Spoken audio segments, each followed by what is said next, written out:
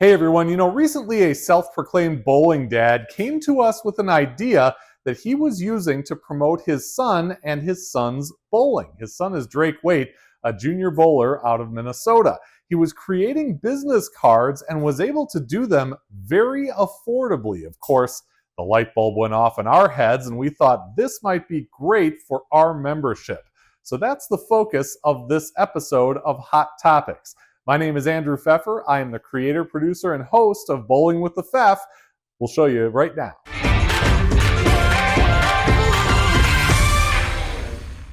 As a marketer by day, I am always looking for inexpensive ways to get your brand name out there, and this is certainly one of them. We've got Andrew Waite, best first name in the business. He is a bowling dad, and he is with us. Andrew, welcome to Hot Topics. Thank you. Good afternoon. Nice to be with you. Yeah, it's great to have you here. Tell us where this idea came from. I mean, nothing's original anymore, right? I I would definitely agree. Although I think people put their spins on it. Of course, um, this idea came about in talking to Trey Henriksmeyer's mom. I know that Trey has been on your show many times from Eau Claire, but his mom, as we've connected at different bowling tournaments, and they've watched my son kind of coming up through some of the area tournaments, regional tournaments, and even national at Junior Gold and things like that. Um, we were asking her how she was getting her son's name out there, and meeting with coaches or other resources. And she started talking about a couple of things. One was to build a common email that's just for my son's bowling, that my wife, that I, and my son can all use and see, but then everything's coming to one place and it doesn't get lost and we don't have to check through four accounts.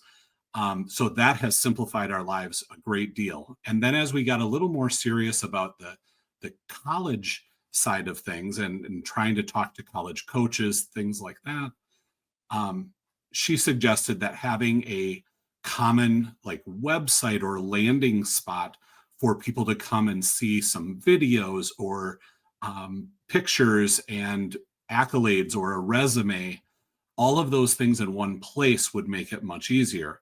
And that's where the idea of having kind of a business card came from.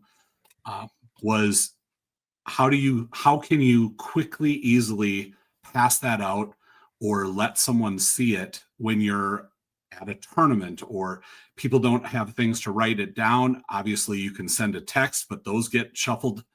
And this became kind of a neat way to do that caught a lot of attention for us when we were down at Junior Gold last year, but also as we've gone to different tournaments and people have wanted to contact us or my son.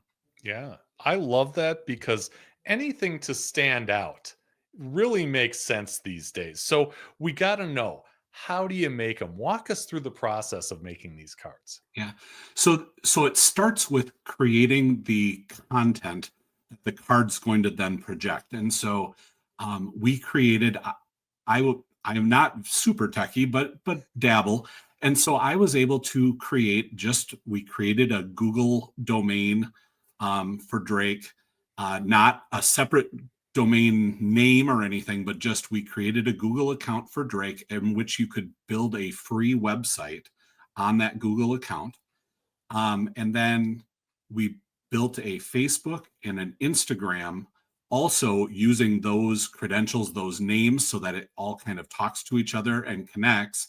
And in a lot of web page interfaces now, you can connect like social media to it very easily. There's a built-in interface for it. And so we were able to just input that information on there. So things that we put on Facebook or Instagram show up on the web page automatically, which is nice, at least on a scroll.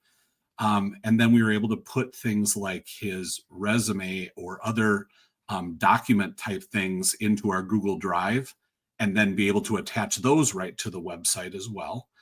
And then the card, again, we had to build those things first. And then I found how to make a QR code for the website. And then my wife did a little bit of design work She played around just online, looking at a couple of different sites to build simple cards, for 100 or 200 cards, something like that. And a few of the sites she used something called MPix, MPIX, but there are many that are very similar to it. And it had a little designer built right into it. And so she was able to use a good picture, a good bowling picture of my son. And then we put that QR code. One of the things we were told is really important, Sam Henriksmeyer brought up, is to make sure you have the class or the graduation date. So my son is class of 2026. And so to make sure that that's on there, because that's super important, especially to coaches, as they are looking, they'll put somebody kind of on their radar, on their list, or they're going to actively pursue, and they need to know that date. And having it just out there first is really helpful to them. And then we had the addresses of the social media posted on the card as well.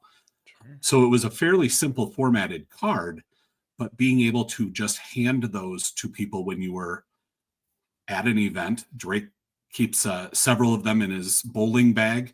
And then, of course, when we were at a bigger tournament or at Junior Gold, we would have a bigger stack. Yeah. No, I'm thinking our membership here, coaches, pro shop operators. I mean, this is great for any of those folks. And I know you're kind of in the bowling dad world and talking to college coaches, but just humor us. Tell us, what's the reaction been to people who receive the cards, maybe other parents who see you handing them out now and then? Yeah, we've certainly gotten a lot of quick kind of attention and questions about it. Certainly from other parents, we've had a lot of questions about where did you go?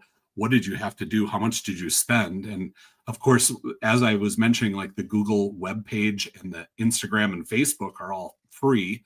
They're not business connected or anything. They're just kind of simple personal accounts. So they're all free. And the business cards were probably in the neighborhood of $25 or $30. And I think we printed 100 or 200 of them at once. And so, that $25 or $30 is really our only dollar input into it.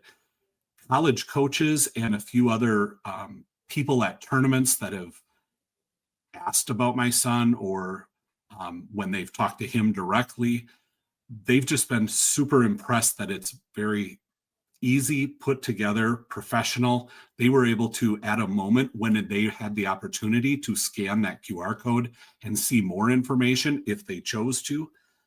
And then we've had people reach out, who have gone through that QR code, and then they can see his email and other connections.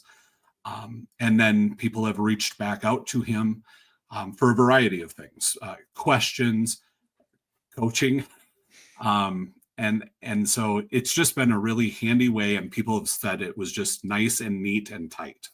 Yeah, a great idea all around. If you are interested in doing this and need a little more information, I can connect you with Andrew. Just email me at bowlingwiththefef@yahoo.com and I will make that connection. If it works for Andrew and Drake in Minnesota, perhaps it will work for you. And if you're looking for more information on Ipsia or how to become a member, just go to the website, ipsia.com. It's got all the information right there, nice and tidy and professional, just like those business cards.